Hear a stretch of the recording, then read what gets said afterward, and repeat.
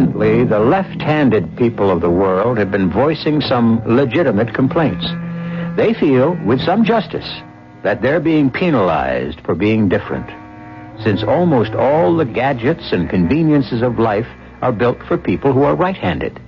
They also feel they're unjustly accused of being less reliable than their right-handed brethren. Whether or not that's a bad rap is open to question, but there are also the so-called hot-tempered redheads who, so far, haven't banded together to object to being thus labeled.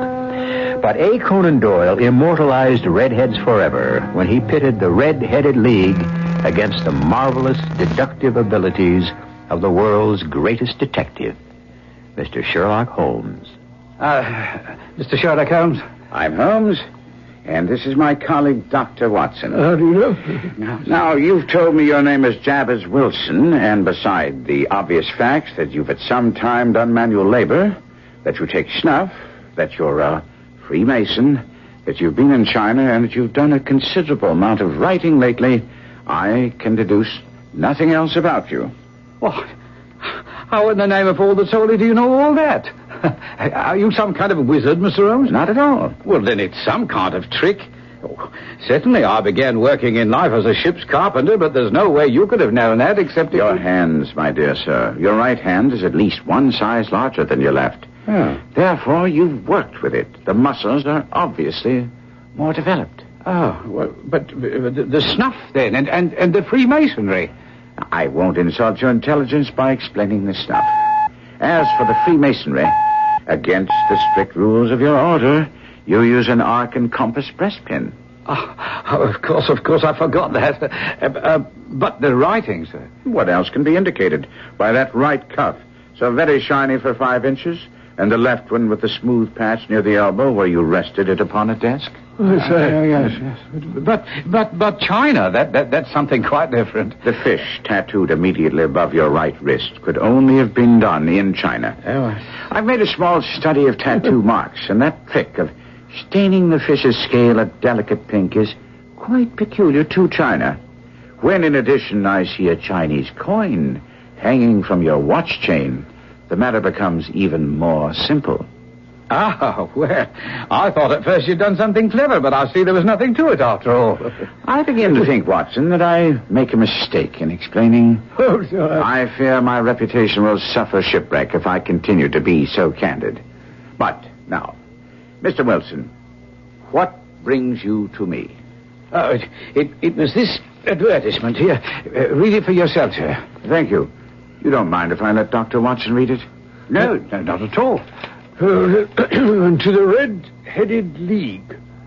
On account of the bequest of the late Ezekiah Hopkins of Lebanon, Pennsylvania, USA, there is now another vacancy open which entitles a member of the League to a salary of £4 a week for purely nominal services. All red-headed men who are sound in body and mind and above the age of 21 are eligible. Oh, my goodness. Apply in person Monday at 11 o'clock to Duncan Ross at the offices of the League, 7 Pope's Court, Fleet Street.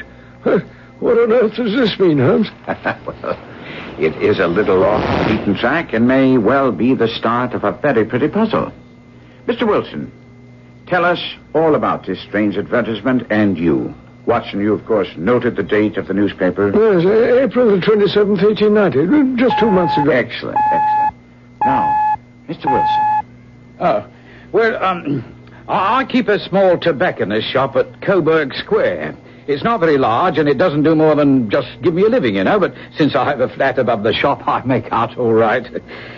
But I used to keep 2 assistants, but now I can only afford 1.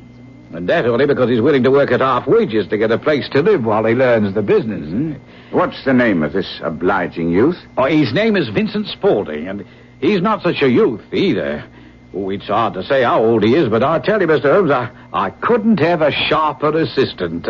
Never was such a fellow for photography. Snapping away all the time with a camera and then diving down into the cellar to develop his pictures. That's his main fault, but there's no vice in him, you know. As a matter of fact, it was he who called my attention to the advertisement. Ah. Can you remember how that happened? Oh, like it was yesterday, Mr. Holmes. I was coming down from my living quarters into the shop when Vincent said... I wish to heaven, Mr. Wilson, that I was a red-headed man. Huh? Oh, why on earth should you wish that? Why?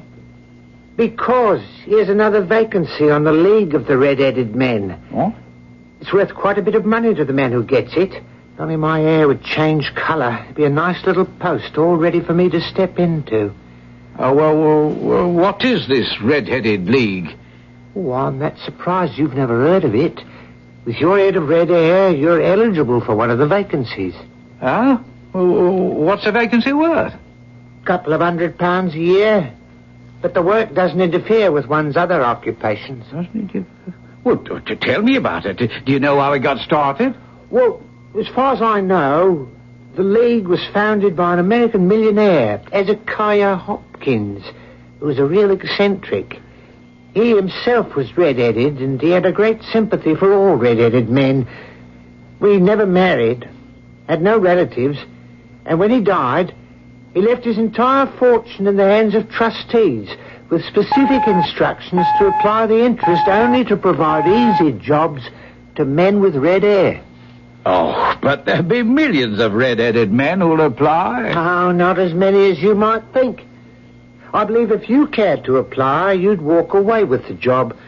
But perhaps it's not worth your while to put yourself out for the sake of a few £100. Well, it was certainly true that our visitor's hair was of a particularly brilliant shade of crimson.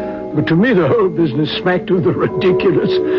I couldn't understand Holmes' keenness in asking Wilson for more details. Well, you see, Mr. Holmes, since Vincent Spaulding seemed to know so much about it, I figured he might be useful to have along. So I ordered him to put up the shutters for the day and to come along with me. All right, sirs. This way, if you please. Allow me to introduce myself. I'm Duncan Ross. Give me your hand, Mr. Wilson. Allow me to congratulate you. The vacancy is yours. What did I tell you? Are you a married man, Mr. Wilson? Do you have a family? Well, neither, but does it make any difference? Oh, dear me. This is very serious indeed. I'm sorry to hear about your bachelorhood. But I must explain that the fund wasn't only set up for providing pleasant jobs for red-headed men, but for the propagation and spread of redheads as well. You must see this puts me in an awkward position, most awkward. Well, couldn't there possibly be an exception made, Mr. Ross? I mean, in this case where you have such a magnificent head of hair. Yes, well... Well, we might stretch a point in your case. Yes, we might. After all, it isn't as if you hated women. You very well may someday marry. Oh, well, I might, but... Then let's say no more about it. When can you start? That might be a problem. You see, I already have a business. Don't you worry about that, Mr. Wilson. I can look after that for you. Well, now, what are the hours? 10 a.m. to 2 p.m., 6 days a week. That might work out. My busiest time is early in the morning and the early evening. And I can handle the shop while you're away. Yes, it seems satisfactory. And the pay? £4 a week. And the work? Purely nominal. What does purely nominal mean? Well, you must be in this office the entire time. The will is very clear upon that point. I cannot make it strong enough. If you leave, you lose the position forever. Oh, I'm sure I'll be able to stay here the whole 4 hours. And no excuse will prevail. Neither sickness nor business. There's no such thing as an emergency. Oh, yes, sir, I understand. Well, I certainly hope you do, Mr. Wilson. I've already made one concession, but there'll be absolutely no others. I should abide by the rule, but what is the work? To copy the entire Encyclopedia Britannia. Now, there is the first volume on that press. You must find your own ink, pens, and blotting paper. We provide the table and the chair, and you agree to start tomorrow. Do we understand each other? Oh, yes, perfectly, Mr. Ross.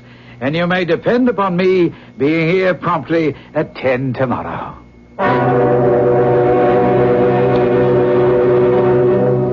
A famous old radio show started with these words: "Who knows what evil lurks in the hearts of men?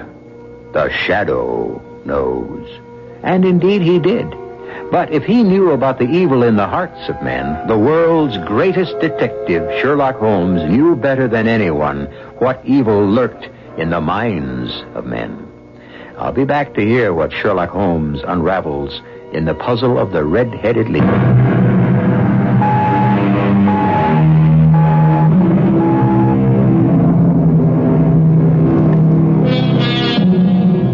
Mr. Phineas T. Barnum said, "There's a sucker born every minute. And one thing's for sure, it's always easy to see the other fellow's mistakes." Certainly Mr. Jabez Wilson seemed to be gullible in swallowing the story about the Red-Headed League. But looking at it from his point of view, he was doing nothing wrong, and he was making money at his strange job, obtained in strange fashion. But let's pick up Mr. Wilson as he unfolds the rest of his perplexing tale. Well, I must say, Mr. Holmes, that I left the office in Pope's Court in very high spirits.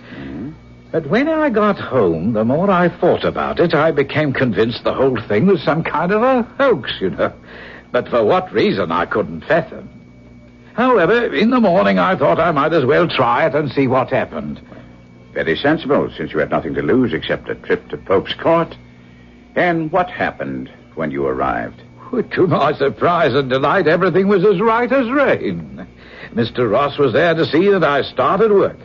Well, sir, I began with the letter A and worked away quite industriously. And what about Mr. Ross? Did he stay with you? Oh, not all the time, but he'd drop in from time to time, you know, to see that everything was all right with me. And also to see that you lived up to the terms of your employment, no doubt. I suppose that, too. But at 2:00 sharp, he bade me good day, complimented me upon the amount I'd written, and locked the door behind me. And did this continue? Well, not in the same fashion. After a few weeks, he wouldn't drop by quite so frequently. And the last 2 weeks, he didn't come at all. Only on Saturday, when he gave me the 4 golden sovereigns. You had no curiosity about this position? Well, to be honest, Mr. Holmes, I had a lot of questions, but the £4 a week stifled my curiosity. After 8 weeks, I'd written about abbots and archery and got all the way to Attica and hoped that I might soon get on to the bees, when suddenly the old business came to an end. Capital. I can't understand your relation, Mr. Holmes. It certainly shocked me when I came to work early this morning to find the door locked and this little square of cardboard hooked onto the middle with a tack. Shall I read it, Holmes? Please, Doctor. Red-Headed League is hereby dissolved. There may be further communication, but it will be done by post, if at all. Aha. Did you take any steps when you found this card? At first, I was completely staggered. Then I went round to the offices in the building, but none of them knew anything at all. The landlord? Did you? The landlord's an accountant who lives on the ground floor. I asked if he could tell me what had become of the Red-Headed League, but he said he'd never even heard of them. And your employer, Mr. Duncan Ross? The landlord said he knew no such gentleman. Now, come, Mr. Wilson. Your employer must have been known to the landlord. If not by that name, then another. Oh, exactly, sir. When I described the red-headed gentleman in room number 4, the landlord told me that his name was Charles Morris. He was a solicitor using the room only until his new offices were ready. He moved out yesterday and was at his new address, 17 King Edward Street, near St. Paul's. And when you got there, the cupboard was bare. That's right again, sir. It was a manufacturing house. Oh, no. No one had ever heard of Ross or Morris or the League. Oh, I tell you, sir, I was in a state. I hurried back to my shop and started in on Vincent, who kept trying to calm me down. No, please, Mr. Wilson. Shouting won't do you any good. If you'll only take my advice and wait. Wait for what? And what about my salary for the past week, eh? What about that? Mr. Wilson, the League has been in existence for a number of years, and I'm sure they'll get in touch with you by post. Well, if the League's been in existence for so long, I can't understand how it's been such a well-kept secret. Well, now, Mr. Wilson, you must admit that you're not much of a man for going around. Why, since I first came here, you rarely put your foot out of doors. I I'll confess you have something there. And that's why you've never heard of the League. But I assure you, it's been well known and highly regarded for a long time. All right, since you know so much, can you explain what happened? No, sir. I cannot. But I'm willing to wager that you will hear from them again. I just hope that it won't be what I fear. Eh? What's that? You remember when you got the job, there was some question about your marital status? Now, I'm not saying this is so, but it's just possible that the entire board may have had some second thoughts and overruled Mr. Ross' decision about taking you on. Well, if that's the case, I should have a chance to explain. Perhaps I could set their minds at rest. How do you mean? Well, it just so happens that that recently I have encountered a young lady who I think might just be suitable for well, I have been thinking about marriage. Oh, no, that's an important factor, Mr. Wilson, very important. And I feel that somehow the League should be informed of your intentions. Well. How and when did romance enter your life, Mr. Wilson? Mr. Holmes, it was most peculiar. As you heard, I'm generally a stay-at-home, but being cooped up in that office every day for so long made me want to stretch my legs a bit. And this one evening... Now, come, Mr. Wilson. There's no need to be embarrassed about romance, eh, Watson? Quite so. Well, as I tell you, it sounds like she... You see, there was this lady, not a young flippity-gibbet, but a mature lady, and she stumbled. Oh, dear. And I managed to keep her from taking quite a spill, and since we seem to have a lot in common... Was she a redhead? No, but at any rate, we hit it off, and I began to see quite a bit of her, and... well, hang it all, I'm thinking of marrying her. Did you and your lady ever discuss the Red-Headed League? Well, I may have mentioned it, but we didn't dwell on it. Can you recall her reaction? No, and I can't see how she has anything to do with the matter at hand. Perhaps not. At any rate, Mr. Wilson, today is Friday, and if you'll see me on Monday, we may have some answers for you. Do you think that I should... You should go back to your shop and take care of your business. After our red-headed visitor had left, Holmes sat with his lean figure hunched in his chair and his eyes closed. Suddenly he opened his eyes and asked... Well, Watson, what do you make of it? I make nothing of it, Holmes. It's a most mysterious business that seems to have no rhyme or reason. As a rule, the more bizarre a thing is, the less mysterious it proves to be. But I feel that this may very well be a serious matter. And if what I fear to be true is true, there's little time left. What do you propose to do? To smoke. It's quite a three-pipe problem, and I beg that you don't speak to me for 50 minutes. With his thin knees drawn up to his hawk-like nose, and his eyes closed, and his black clay pipe thrusting out like the bill of some strange bird, my friend sat lost in thought. Suddenly, he sprang out of the chair, put his pipe down on the mantelpiece, and said... What do you think, my dear doctor? Could your patient spare you for a few hours? Oh, I have nothing to do today. My practice is never very absorbing. Good. Then come along. We traveled by underground as far as Aldersgate. And then a short walk took us to Saxe-Coburg Square. It was a poky little shabby genteel place with 4 lines of dingy 2-story brick houses. We stood across the street from the corner house, on which one could read Jabez Wilson, tobacconist. My companion stood carefully scrutinizing the houses. Well, what are you looking at, Holmes? The houses and shops and the names. Well, surely you know the name of Jabez Wilson. This is a time for observation. We are, so to speak, in enemy country. Now, let's reconnoiter. Now, there's Mortimer's the pawnbroker's, a vegetarian restaurant, the Colbert branch of the City and Suburban Bank, and McFarland Brothers, architects. Have you any interest in architecture, Doctor? No, I can't say that I have, no. Well, that's a pity, because at this moment, that's our destination. I wondered what in the world Holmes wanted with a firm of architects. But as we approached the door, I was amazed to see the familiar figure of Athelney Jones, the detective from Scotland Yard.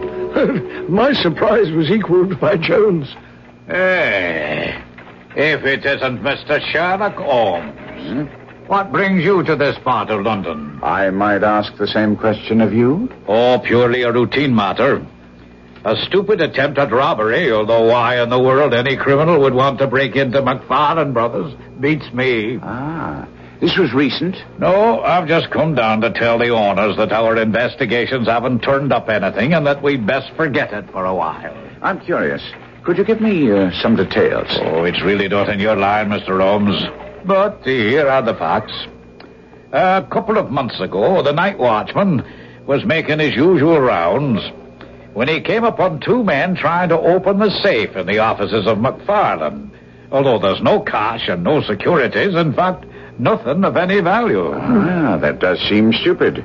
And what happened? They overpowered, bound, and gagged the watchman, left him in the outer room, and then left without taking anything because there was nothing missing from the safe in the morning. Was a thorough check made? Oh, come, Mr. Holmes. Every penny accounted for.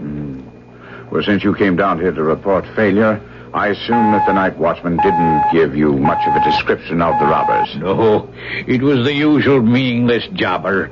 No good to us at all. One thing, though, they weren't amateurs. They used gloves so as not to leave fingerprints. That's very significant. To you, maybe, Mr. Holmes, but to us it's normal, the usual procedure of professionals. Quite so. Well, come along, Watson. There's nothing more that we can do here. But Holmes, what about your interest in architecture and our visit to McFarland? My dear doctor, we must remain flexible if we're to get to the bottom of the matter we're investigating. Yes, sir. Let's say goodbye to Inspector Jones. Now, hold on a minute, Mr. Holmes. This, matter you're investigating, is it something that Scotland Yard might be interested in? It very well may be, Inspector, but before I call on you for help, I have to prove my theory beyond a shadow of a doubt. That was a most informative discussion we had with Jones, don't you think, Doctor? You consider a bungled burglary and a failure on the part of the police informative. I suppose you can call it that. Oh, my dear chap. How can you listen and not hear? Well, I heard every word that was said. You don't think it instructive that an obvious pair of professional thieves, while careful enough to wear gloves, select an unlikely target, such as an architect's office, as a likely place for a haul? Everybody makes mistakes. Very true, Watson, but mark you. They tie the men up, open the safe, and don't touch the cash. Well, because it wasn't worthwhile taking. I put it to you, Watson, that it was a very successful robbery. Oh, no. That the thieves got exactly what they wanted. And if what I suspect is true, the watchman is lucky to be alive. What in the world were they after? You know my methods, Watson. You have all the information I have. All that's necessary is for you to think. But, here we are, outside our destination. Well, why on earth are you beating the pavement with your stick? Part of my observations, Doctor. Now, let's see the inside of Mr. Wilson's establishment. Yes, gentlemen. What can I do for you? I'm sorry to bother you. We only wish to know how to get from here to the Strand. The third right, fourth left, and you're on the Strand. Thank you. Smart fellow, that. In my judgment, he's the fourth smartest man in London. And for daring, I'm not sure that he hasn't a claim to be third. Evidently, Mr. Wilson's assistant counts for a good deal in this affair of the Red-Headed League. I'm sure that you asked your way only in order to see him. Not him. Oh? What then? The knees of his trousers. Not only Watson, but all the millions of Sherlock Holmes fans are familiar with his methods. You, like Watson, have all the information. All you have to do is apply the science of deductive reasoning as expounded so often and so well by Sherlock Holmes, and you'll come up with the answer as to why Holmes was interested in the knees of Vincent Spaulding's trousers. You'll find out whether you are right or not when I return shortly with Act 3.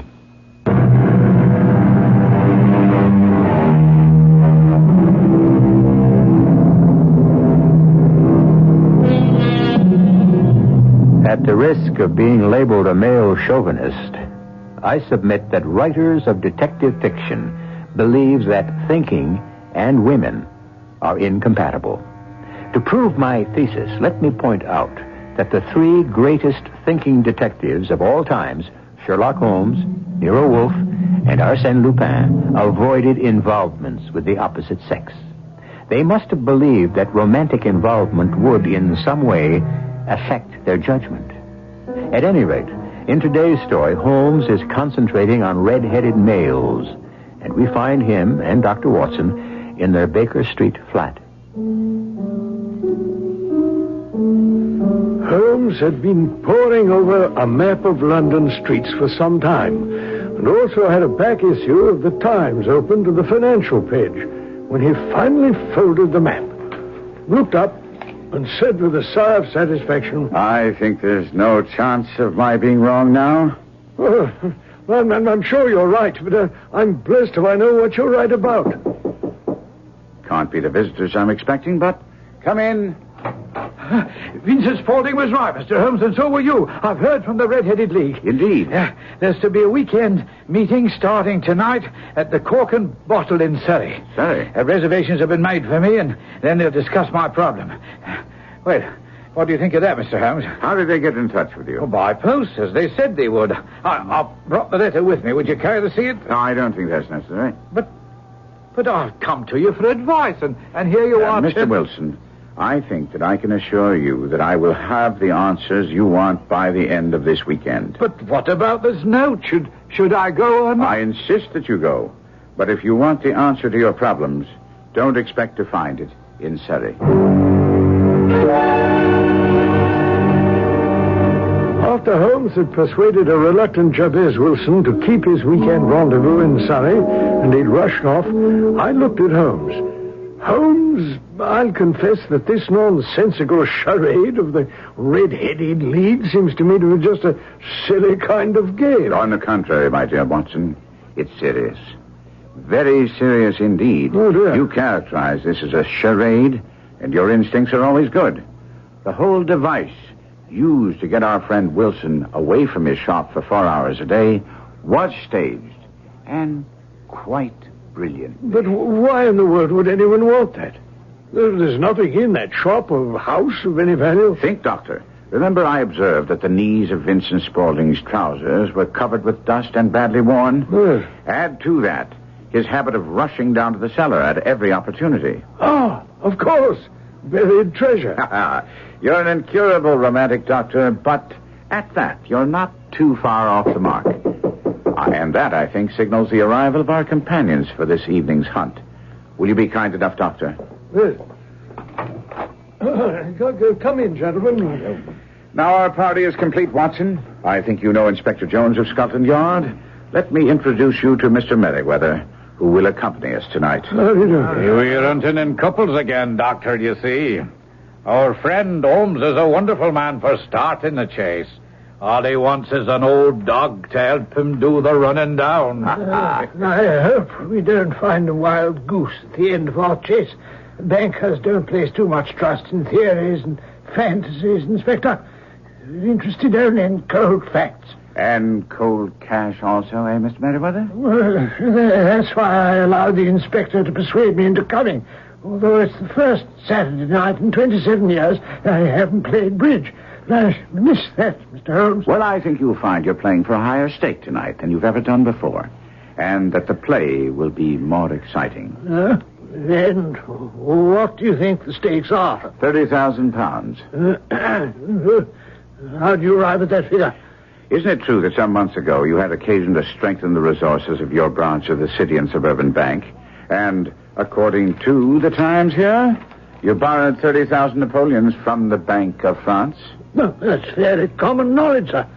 As a matter of fact, there's been some discussion among our directors about the wisdom of keeping so much bullion on a single branch. A discussion which was very well justified. I have reason to believe that an attempt will be made upon that bullion this very night. No, that's ridiculous. We've the best protective service in the City of London. The cases containing the bullion have never been unpacked. We're absolutely immune to any attempt at such a theft. I beg to differ, Mr. Merriweather. Come in. What's this? A telegram. I'll give it here, lad. And this is for you.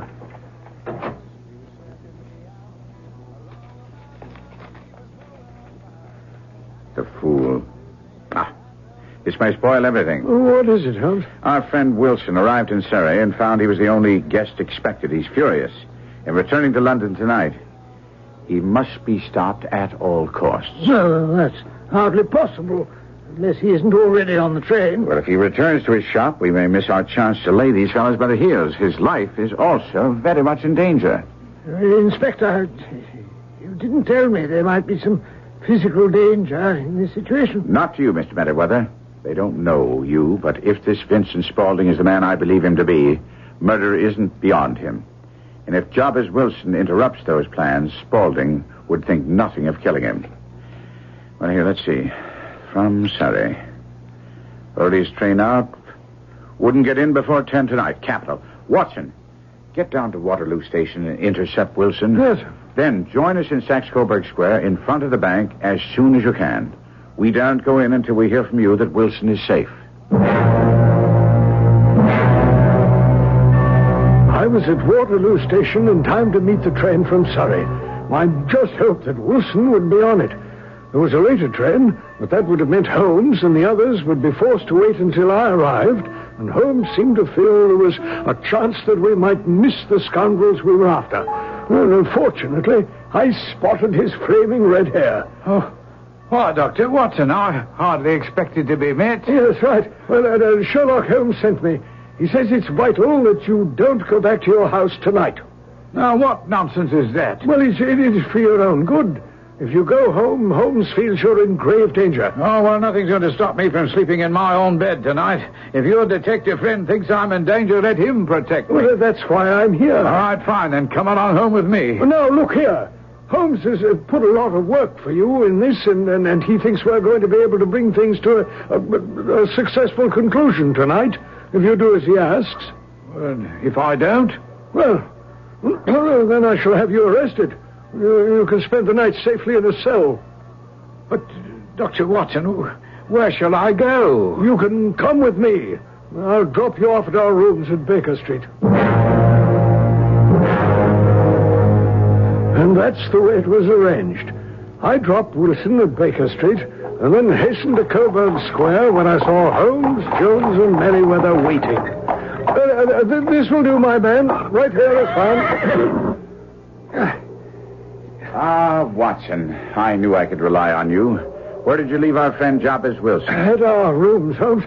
I promised we would get back at the conclusion of this affair and fill him in. Well done, Watson. Come along. Mr. Merriweather, you must lead the way. We shan't need a light till we reach the gate at the bottom of the steps. Mind your feet here. The stairs are narrow. Inspector, I think it's time for you to light your lantern. We can use it down here to open the gate. We shall certainly need it in the cellar.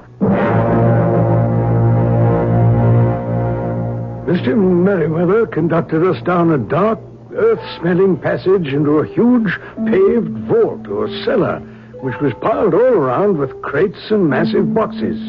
Would you mind holding the lantern up for a moment so that I can get a better view of the ceiling, Mr. Merriweather? Well, as you wish, Mr. Holmes. You're not very vulnerable from above, at any rate. No, from below. Oh, dearie. It sounds quite horrible. I really must ask you to be more quiet. Now, you've already imperiled the success of our whole expedition. Have the goodness to sit down upon one of those boxes and do not interfere.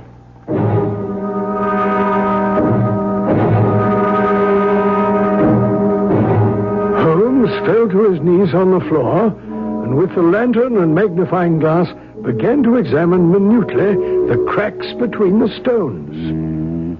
I suspect we have at least an hour's wait. When they start, they won't lose a minute, however. But the sooner they complete their work, the more time they'll have for their escape. They'll need a great deal of time, if your theories are correct, Mr. Holmes. The crate on which I sit contains 2,000 Napoleons packed between layers of lead foil. There are 15 of these crates altogether. How you imagine these so clever thieves are going to transport them is beyond me. That problem concerns me, too, but I'm afraid that we shan't have the answer until we've bagged the men themselves. In order to make sure that there'll be no slip-up, I must ask you, Mr. Merriweather, to put the screen over that lantern. And sit in the dark? I'm afraid so. Our thieves' plans have gone so far we dare not risk a light. I suggest you conceal yourself behind that packing case, Mr. Merriweather. Watson and Jones and I will also find places of concealment. And, Doctor, if the men fire, have no compunction about shooting them down. If there's anyone to shoot at, this whole fantastic scheme isn't the product of your fevered imagination. Fortunately, I do my work for pleasure alone, Mr. Merriweather. Let me use this part of our wait by asking you some questions. As you wish. Why would anyone pay a man £4 a week to copy the Encyclopedia Britannica? Unless he were demented, I cannot imagine. Or unless he wanted to be sure that man wouldn't interfere with the work he had in mind. What work? In a moment. Why would professional thieves bind a watchman, open a safe, and take nothing? Ask Inspector Jones. I'm no good at riddles. Well, then I shall ask you a question I believe you can answer. Who were the architects for this building? Well, of course I know that. The McFarlane brothers. Exactly. The McFarlane brothers' premises were the ones invaded by the robbers. I'm sure they either took or made copies of the plans for this building. No, Mr. Merriweather. The facts will bear only one interpretation. Some very astute thieves have been tunneling under the street for the past 2 months. And tonight, there will be an attempt made on the bullion. You've convinced me, Mr. Holmes. Have you done what I asked about Wilson's shop in Coburg Square, Inspector? Aye. There's a constable and 2 officers waiting at the front door. Well, then they've stopped all the holes. Now, we must be silent and wait. I placed my revolver, cocked, on the top of the wooden case behind which I crouched. We waited there in the cold, dank air of the vault, with only the smell of hot metal to assure us that the lamp was still there ready to flash on at a moment's notice.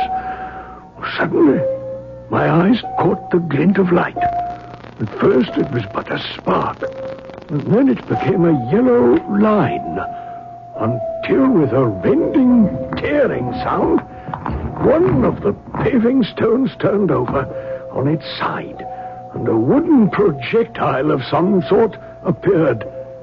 And then a man. All right. Give me a hand with the sled and the wheels, Archie. Everything clear up there? All clear. Swing up the ropes and the chisel.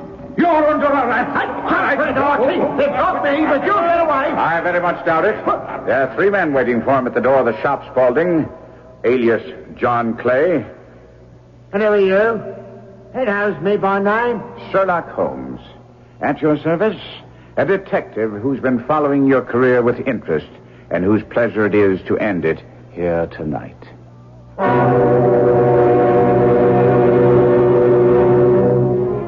The Adventure of the Red-Headed League was written back in 1890.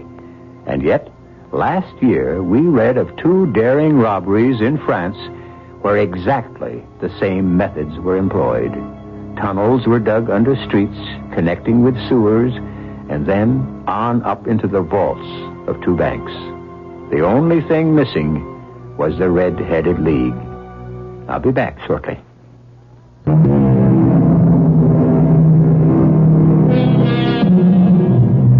A. Conan Doyle was never noted as a man with a great sense of humor, but that's only because he rarely employed it in his writing.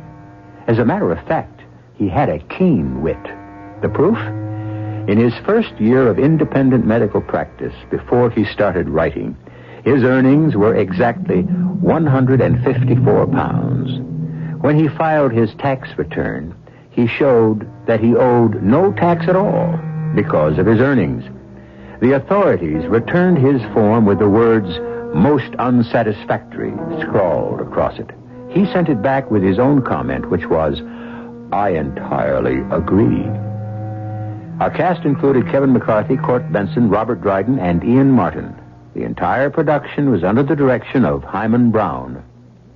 And now, a preview of our next tale. Oh, I can control myself, Uncle John. If I could keep myself in hand, swallow my bile all those years I had to scratch for handouts, how easy do you think it's going to be for me now that I'm king of the hill? Carl, boy, save some pity and sorrow for the poor old man. He was your great-uncle. He was a family nemesis. He sat on the estate and the money, pontificating on the virtues of frugality and self-denial, refusing my father his share, hounding him into mediocrity, turning him into a fawning dog, killing him in the end. And my mother with him, may he rot in hell. The bishop. Well, then, in heaven, wherever he chooses, or wherever he was led, all I care for is that at last he is dead and I am alive and free. This is E.G. Marshall inviting you to return to our Mystery Theater for another adventure in the macabre. Until next time, pleasant dreams.